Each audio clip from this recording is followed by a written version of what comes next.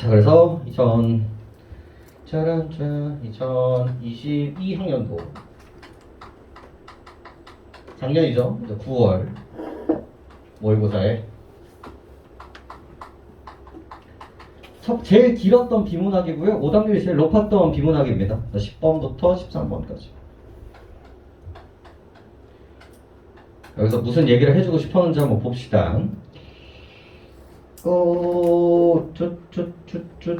예. 자, 인간의 본성에 관한, 안녕하세요. 비문학 지문 첫 번째 하고 있어요. 인간의 본성에 관한 서로 다른 두 관점이 있습니다. 벌써부터 이제 나눠주고 있었죠. 종교적 인간관에 따르면 인간에게는 물리적 실체인 몸 이외에 비물리적인 실체인 영혼이 있습니다. 그래서 벌써 이제 뉘앙스가 만들어져야겠죠. 그리고 요거 하면서 우리 첫 번째 시간에 있었었던 우리 아리스토텔레스 형님을 기억해 주시면 됩니다. 우리가 세상을 바라보는 눈이 이제 관념적인 걸로 바라보는 눈과 물질적인 것으로 바라보는 눈, 그리고 모든 세계는 물질이다 라고 얘기하는 눈과 아니다, 물질이 있기는 하지만 그래도 정신적인 부분들이 분명히 존재한다, 신이라는 관점을 인정하느냐 인정하지 않는가, 모든 세계 우주를 우리 인간이 다 설명할 수 있는가 없는가, 이런 관점이 반영이 되어 있다는 걸 따라와 주시면 되겠고요. 첫 번째, 이 종교적 인간관이 등장을 하죠. 근데 벌써 느낌이 와야 돼요. 이 종교라는 건 결국은 뭘 기반으로 하고 있다? 신을 기반으로 하고 있다는 거고, 자, 신은 눈에 보여요, 안 보여요? 안 보인단 말이에요. 즉, 물리적인 거 말고 관념적인, 추상적인 개념이 이 세상에는 존재한다 라는 것들을 전제 조건을 가지고 읽는 아이들이라고 보시면 되겠죠. 그래서 인간에게는 물리적인 실체인 몸 이외에 비물리적인 신체인 영혼이 있다라고 얘기를 하고 있어요. 벌써 물리와 비물리로 나누고 있죠. 그리고 여기에 이제 몸이 되는 거고요. 여기에 영혼이 있다는 걸 보시면 됩니다. 봐봐, 이거 언제 거야? 작년 9월이란 말이야. 그 예전에 우리 뇌랑 심이랑 비교했던 문제, 그리고 아리스토텔레스 나왔던 게 이게 2017년도 거였단 말이야. 지금 5년 내내 이 얘기를 똑같이 하고 있어요. 요 얘기를. 그래서 납득을 해주시는 게 중요하겠고, 그 다음에 반면 그래서 영혼은 물리적 몸과 완전히 구별되며 인간의 결정의 원천이다. 되게 중요한 얘기를 하고 있죠. 이 영혼은 완전히 분리. 요 뉘앙스도 되게 중요하겠고요. 뭐 또 중요해요? 이 결정의 원천이라는 키워드도 되게 중요합니다. 자, 쉽게 문제를 내면 어떻게 내면 되겠습니까? 몸과 영혼은 연결되어 있다. 몸이 영혼에게 영향을 미친다. 틀렸고요. 결정의 원천, 몸이 우리의 선택을 결정짓기도 한다. 틀린 거 준비하시면 됩니다. 자, 여기까지가 이 두 번째 줄까지 내용. 반면 유물론적 인간관에 따르면, 그래서 이제 앞으로 읽다 보면 이 유물론적 인간관에 대해서도 이야기를 할 텐데, 근데 벌써 느낌이 와야 돼. 이 단어들이 여러분들 끊임없이 바뀌어요. 이 장르가 바뀌면 이 유물, 종교, 이 키워드들이 계속 바뀝니다. 시대가 바뀌고 철학이 바뀌고 영역이 바뀌면요, 키워드들은 다를 뿐이지 결국은 이게 물질적이냐 이 관념적이냐, 요 키워드로 이제 불러가게 될 거거든요. 유물론적 인간관에 따르면 인간은 물리적 몸에 지나지 않습니다. 그럼 벌써 only죠. only 물리. 뭐밖에 없다? 몸밖에 없다. 그래서 이 차이점이 이제 출제가 되겠죠. 그래서 1번 문제 같은 경우가 이 부분으로 이제 푸는 문제들이 많았었습니다. 그래서 물리적 몸 이외에는 영혼이 존재하지 않죠. 따라서 인간의 결정은 단지 뇌에서 일어나는 신경 사건입니다. 그래서 여기가 결정이 따지는 거죠. 이 결정은 누가 하는 거였어? 우리 영혼이 하는 거였단 말이야. 그래서 얘는 주체적인 거야. 근데 얘는 단순히 뭐일 뿐이다? 뇌의 신호, 전기적인 신호일 뿐이다 라고 얘기를 하고 있죠. 그래서 따라서 이러한 인간의 결정은 단지 뇌에서 일어나는 신경 사건이고요. 이러한 두 관점 중 유물론적 인간관을 가정할 때 인간은 자유롭게 선택할 수 있을까? 즉, 인간에게는 자유의지가 있을까? 과연 답이 냉장고 문을 여니 딸기 우유와 초키 우유만 있다고 해보자. 각은 이것들 중 하나를 자유의지로 선택할 수 있을까? 자, 전제 조건이 뭘 선택하고 있어요? 이게 이제 되게 뭐라고 해야 될까? 비문학이 발전되는 지점이라고 생각하시면 되는데 저 때만 해도 어떻게 됐어요? 요 두 가지 지점들을 얘가 가글이고요. 여기가 그냥 나글이었어요. 그리고 다글 정도에서 이거를 융합한 버전들이 등장하는 게 이제 클래식한 구조였다면 이제는 조금 스탠스가 다릅니다. 봐봐. 이거가 아니라 뭘 선택한대? 이거를 선택했을 때 이거로 가정을 했을 때 일어나는 일들을 얘기하고 있다는 거죠. 즉 니들한테 뭘 해주고 있는 거야? 어느 쪽으로 편을 먹었을 때를 가정하고 있다는 거예요. 그럼 이때는 얘를 어떻게 깔 것이며 얘는 이하를 어떻게 깔 것이니까 우리는 어떻게 방어해야 되는가 이런 식의 고민들을 계속 요구하고 있다고 생각하시면 됩니다. 그래서 고민들을 하죠. 우리 이랬을 때 단순한 뇌 신호라고 이야기를 했을 때 우리의 자유의지는 있다고 할 수 있을까라는 프로블럼, 이 문제 제기로 시작을 하고 있습니다. 그래서 이제 두 번째 문단으로 넘어가면서 그 퀘스천에 대한 해답을 제시를 해주셔야겠죠. 초코 우유, 딸기 우유 결정을 했을 때 이게 내 선택인지 자유의지인지 아니면 옛날부터 정해져 내려온 그냥 물리적인 신호일 뿐인지 그걸 한번 찾아보도록 하겠습니다. 이러한 질문과 관련하여 반자유의지 논증은 갑에게 자유의지가 없다고 결론 내립니다. 그래서 반자유주의 논증. 자, 이 논증이라는 건 이게 진짜인지 아닌지를 확인하는 과정이라고 생각을 하시면 됩니다. 그리고 반이라는 게 붙었으니까 자유의지가 있다고 없다라고 얘기하면서 얘기를 한다는 거예요. 이게 논증이라는 건 이게 참이라는 게 아니에요.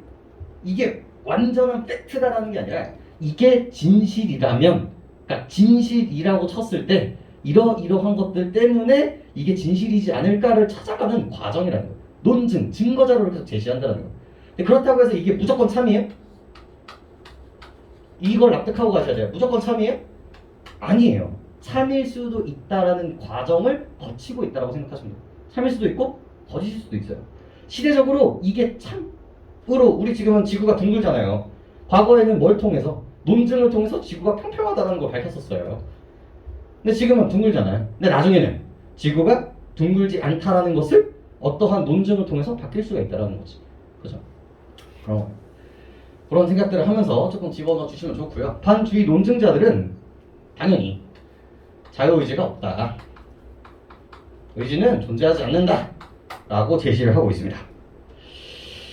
우선 임의 선택은 이전 사건들에 의해 선결정되거나 무작위로 일어납니다. 자, 여기서 느낌 와요? 우리는 다 나눠주는 부분들이잖아요. 어떠한 사건은 우리가 두 가지로 고려할 수 있다라고 얘기를 하고 있어요. 그리고 이제 화살표 방향성도 이제 마찬가지인 거고요. 첫 번째가 선결정. 그리고 무작위. 라는 키워드가 우리를 이제 받아주고 있는데, 봐봐. 결정되거나 무작위로 일어난다는 건 이 두 가지만 생각한다는 얘기겠죠.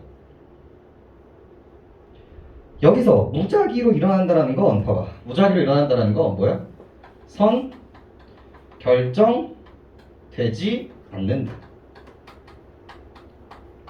자, 이거 보면서 어떤 느낌이 들어야 돼요?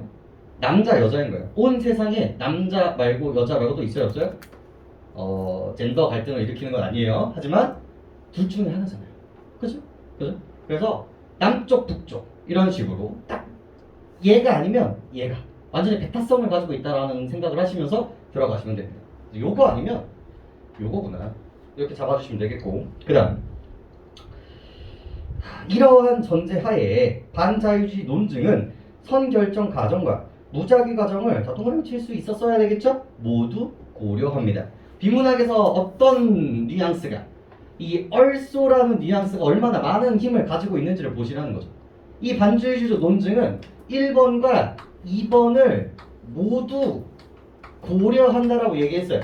그럼 1번만 고려하면 돼요? 안 돼요? 안 되는 거고 2번만 고려하면 안 되는 거예요.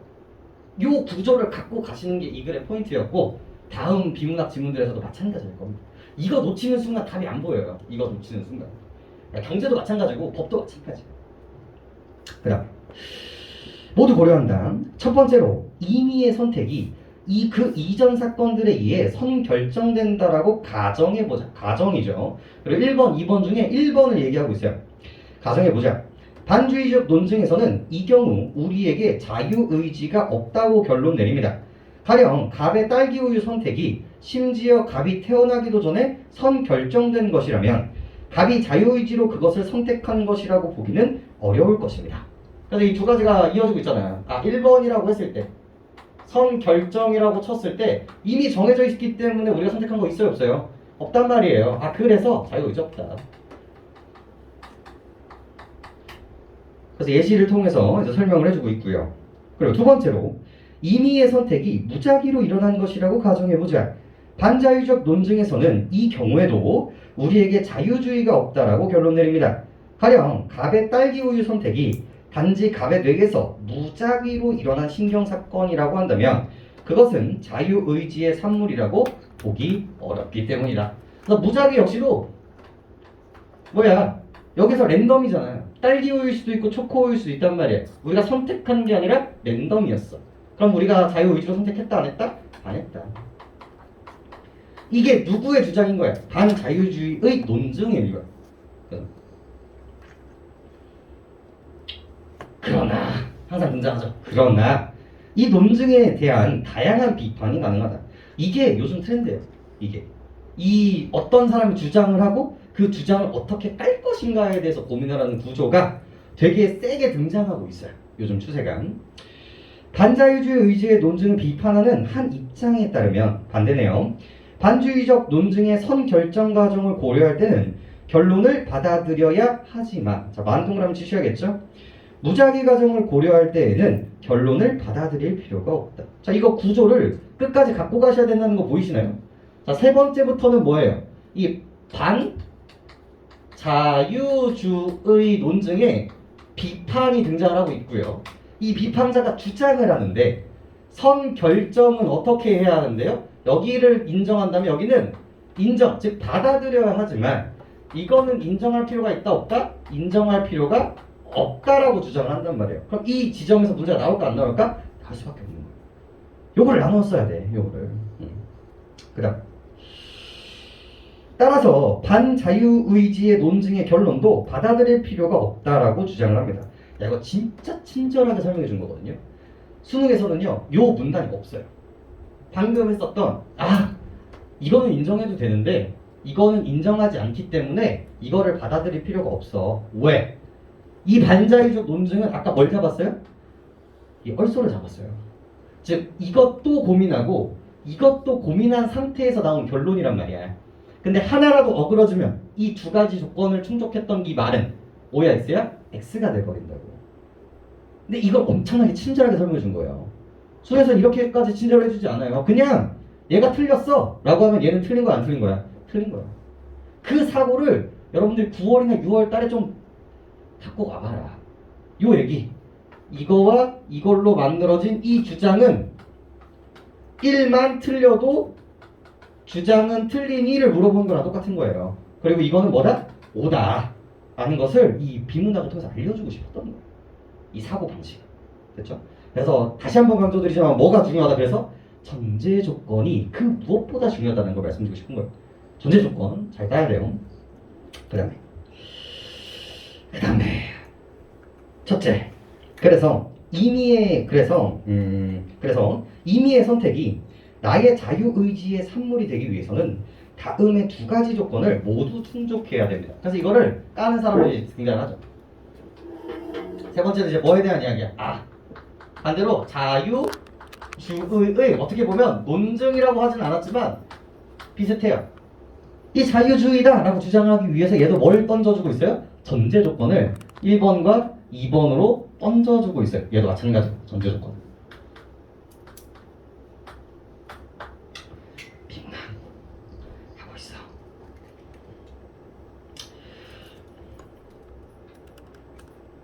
첫째, 내가 그 선택의 주체여야만 하고요. 둘째, 나의 선택은 그 이전 사건들에 의해 선결정되지 않아야만 합니다. 자, 첫 번째 뭐예요? 내가 주체이어야만 하고요. 두 번째, 선결정이 되면은 안 된다 라는 두 가지 조건을 충족해야 된다는 거죠. 머리가 나오나 보다.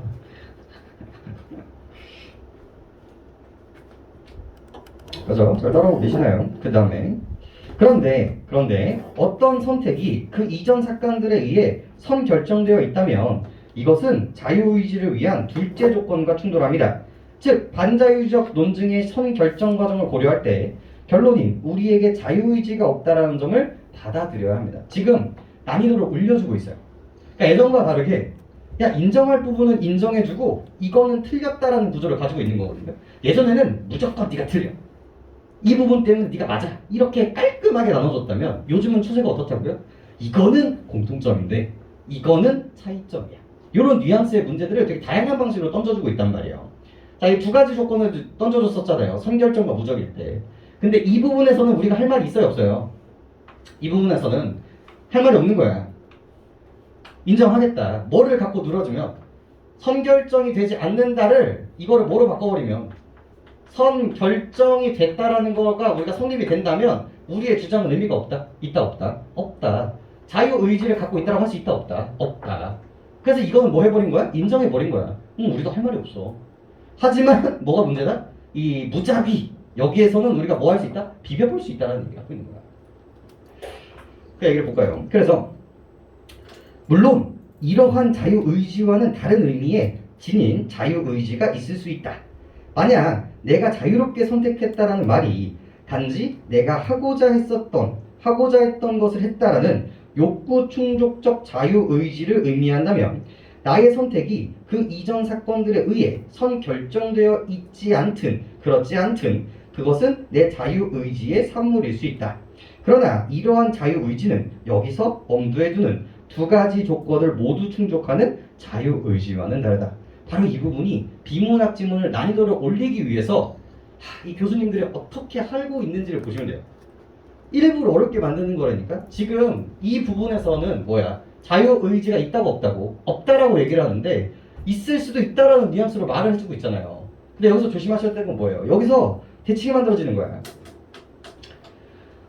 여기서 주장하는 이 자유의지가 뭐와 뭐로 나눠진 거예요 지금? A와 B로 나눠지고 있는 거예요.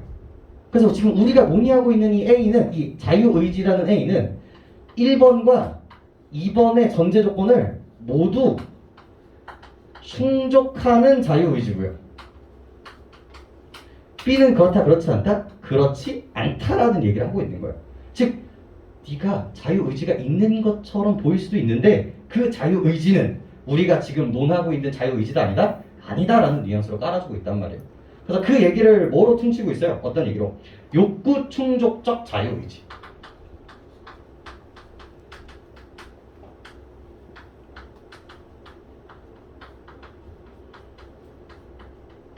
는 이 예시는 만약에 나오는 순간 우리의 모든 과정에서 쓰면 돼요? 안 돼요? 안 되는 거예요. 왜? 다른 애들인 거예요. 동양 된다 안 된다? 안 된다. 요 대칭 만들어 주시고요.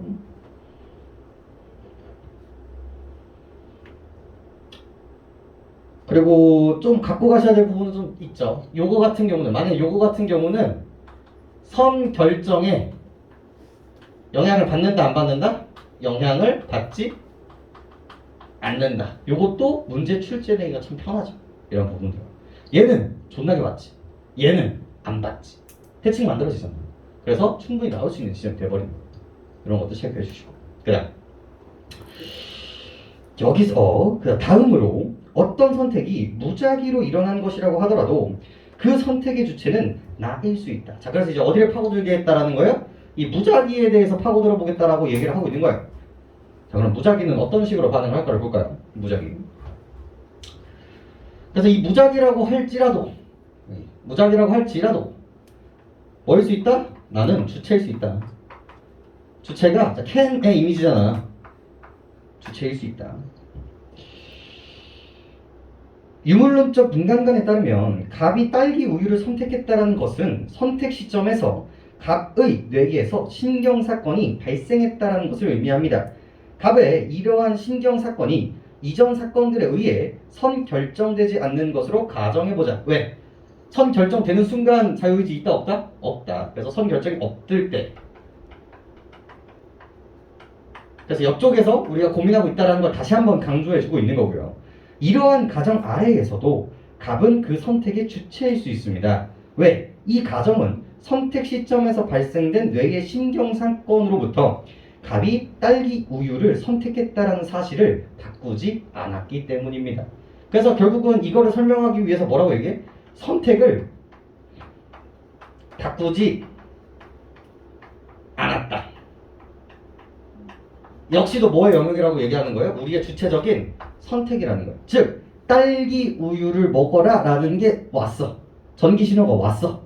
하지만 그거를 그래 먹을게 라고 하는 것과 아니 나는 딸기 우유를 먹고 싶은데 라고 하는 그 구조도 뭐라는 거예요? 선택의 영역이라는 거죠.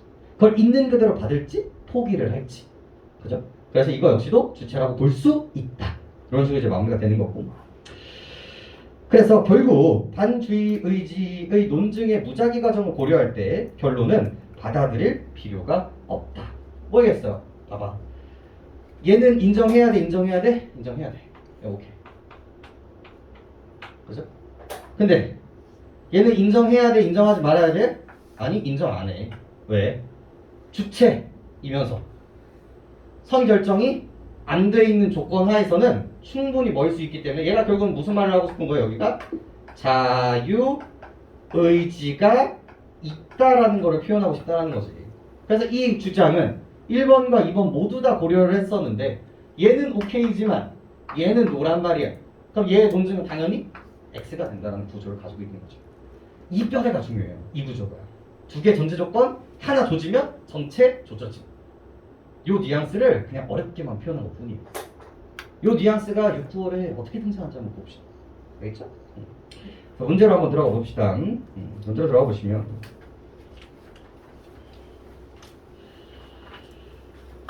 자 10번 유물론적 인간관과 인간관은 영혼의 존재를 인정하지 않는다. 어디서 등장했어요? 빨리 한번 해볼까요? 여기서 등장했죠?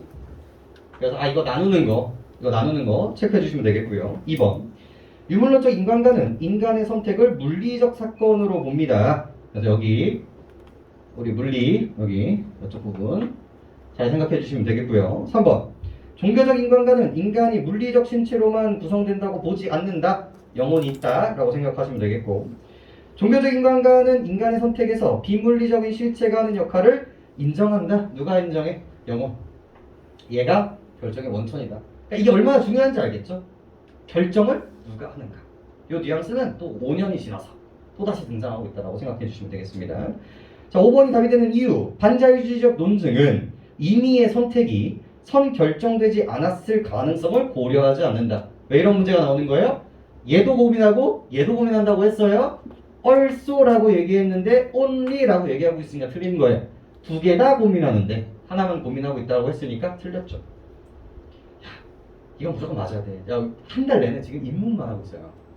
이번 연도 내내 뭐냐면 어려운 부분들은 사실 앞부분은 했기 때문에 그런 것도 있는데 6월 내내 지금 5월 내내 입문만 하는 이유가 뭘까? 여러분들이 6월 달에 입문은 다 맞아야 돼. 기술이랑 경제 틀릴 수 있어요. 몇 개 틀려도 돼. 근데 입문은 다 맞으셔야 돼요. 그래야 여러분들이 좀 등급이 방어가 될 겁니다. 그런 부분들이. 문법도 고점 빼고는 다 맞아야 돼. 허리상 그래. 이번에 나 드리는 문법도 좀 잘 풀어보시고. 11번 A와 B를 이해한 내용으로 적절한 것은 이거든요. 그러니까 나머지 것들이 조금 난해할 수 있어요. 나머지 것들이 좀 난해할 수 있는데 답은 되게 명백하게 등장하고 있거든요. A와 B 같은 경우는 뭐예요? A는 욕구 충족적 자유의지. 즉 여기에요. 얘가 A고, 그죠? B는 어디예요?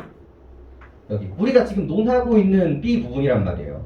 그럼 이 두 가지의 차이점에 대해서 물어보는 건 너무나 당연한 일들이라는 거지. 그죠? 적절한 거 고르는 거니까 4번 한번 가볼까요? 어떤 선택이 선결정되어 있다면 그 선택을 한 사람에게 B가 있을 수 없다. 잘 봐봐. 이게 이 글의 주제의식이야. 선결정됐으면 자유의지 있다 없다? 없다. 무작위라면 있을 수 있다. 그러니까 부정이다잖아. 그러면 선 결정되면 얘는 있어요 없어요? 얘는 있어요 없어요? 없는 거야. 너무 당연한 말이잖아. 그냥 다른 거에 왜 현역되냐고. 다른 거에. 요 전제 조건을 정확하게 잡아주시면 크게 문제가 되진 않았다. 이렇게 잡아주시면 되겠고. 12번. 그러니까 12번이 생각보다 난이도가 있는 문제거든요. 얘가. 근데 결국 답은 이 방향이라는 거를 인정하시는 게 되게 중요해요. 12번 볼게. 니은의 이유로. 반자유 논증의 무작위 과정을 고려할 때의 결론은 받아들일 필요가 있다. 봐봐. 딱 이것만 봤을 때는 1번, 2번, 3번, 4번, 5번이 되게 그럴싸해 보일 수도 있어요. 근데 이거 보지 말고. 이 문제를 보기도 전에 이 글감들을 보면 결국은 이 글의 주체의식이 뭔지 생각해보면 돼. 얘를 비판하는 이유는 뭐야? 결국 이거에서 이 두 가지 중에서 이게 조져진 거란 말이야.